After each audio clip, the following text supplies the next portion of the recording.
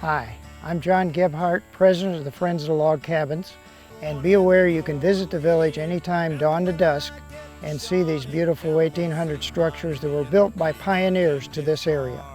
This sign welcomes you to the village, and I especially like the last statement, "May all who pass this way reflect a bit from whence we came." Back in 1968, the Quinsipi Island Heritage Foundation created this village by saving and moving these original 1800 structures here.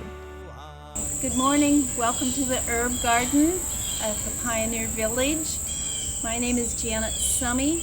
I'm a master gardener in Adams County, and I care for this herb garden for the Pioneer Village. Welcome. There are several things in here, not all, but several things that the pioneers would have found very important to have in their garden. It would have sustained them because that's all they had. But first of all, I want you to notice this fence. This is called a wattle fence. It's what was used to keep the critters out and the vegetables in, and it was made from green saplings. Back to the garden. First of all, here's pumpkin. Pumpkin was something that all the pioneers would have made use of and used it wisely. It oftentimes grew up the corn stalks that would have been here too. And pumpkin was very important. It would keep, and so they used it for a long period of time, and they used every part of it that they could. We have over here horseradish. Horseradish was really valuable to the early pioneers, and it was used for thousands of years. It's very pungent, and it was used medicinally for colds and fevers, but it also was used as a flavoring for food. This is yarrow. Yarrow is a fine little herb that the pioneers needed because it was often called the nosebleed plant. It was used to stop wounds and stop bleeding. It was very important. Here's monarda. Monarda was just a flower, but it's one that the bees love. And so we keep monarda going just to encourage bee life and the pollination. This is lemon balm.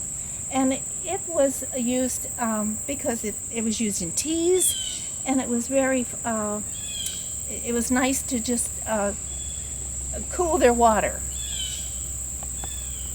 This was a great plant that the pioneers would have looked for as they traveled across the country to come to a new land.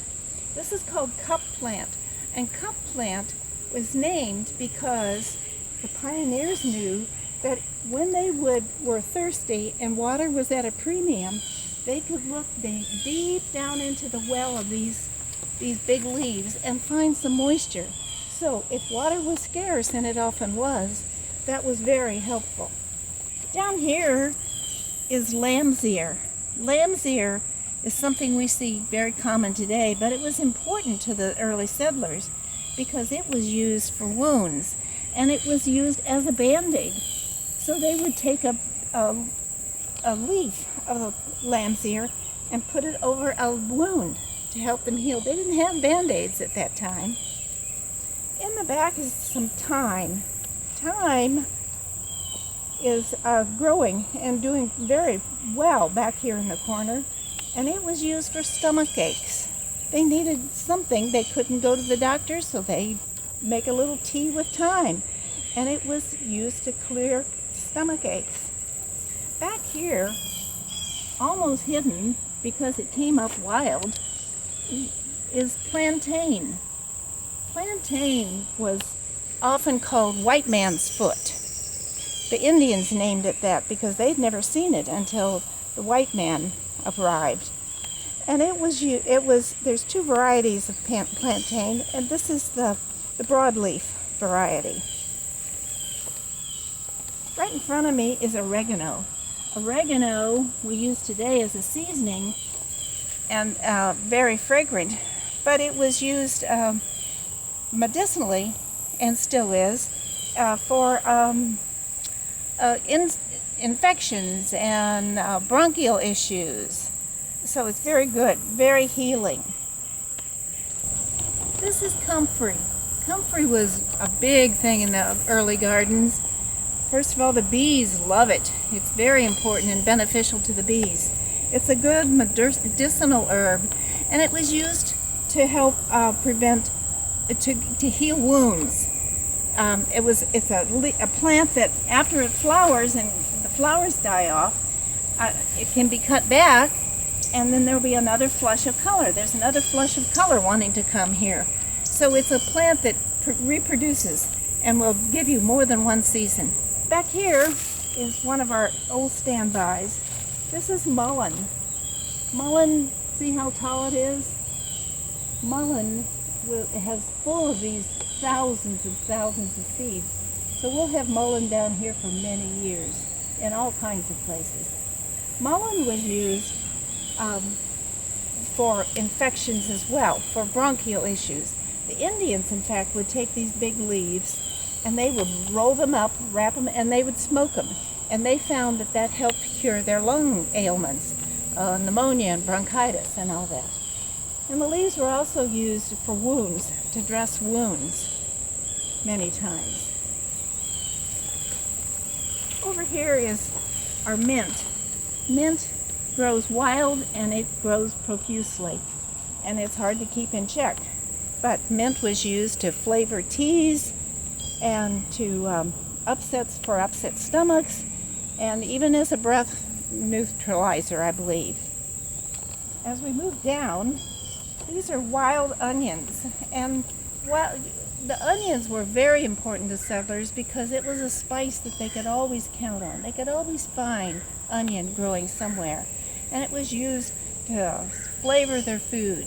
It was also used as a poultice around their neck to ward off colds and infections. Here's sweet basil. Sweet basil was a wonderful plant, and they would have loved having sweet basil in their garden. At the very end of the garden, something that you walk by and can almost smell, sometimes you can even smell its fragrance, is tansy.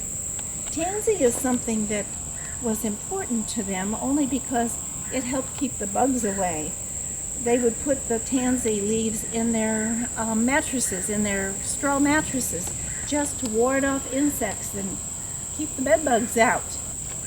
And at the very end of the garden, growing wild, is some wild strawberry. It doesn't look like the strawberries we use, but that's some of where it came from, right in the corner.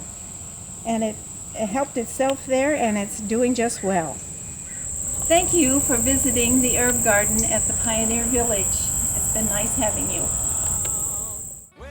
You can visit the village anytime from dawn to dusk, and we basically have a self-informational guided tour that's on our website that you can go visit, and you can either download it or you can reach it by Wi-Fi down here in the village. I would appreciate it if you'd sign our guest book so we know you visited to enjoy seeing these historic structures. And as the entrance sign says, may all who pass this way reflect a bit from whence we came.